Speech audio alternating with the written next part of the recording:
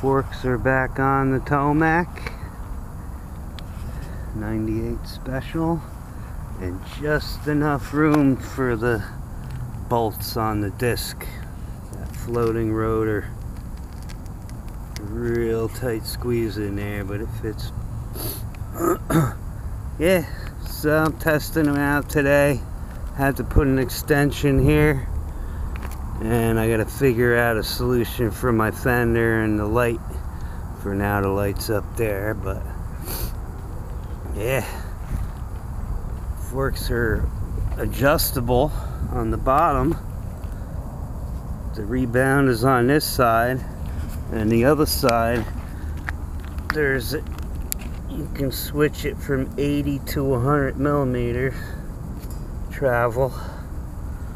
Got the protectors on there.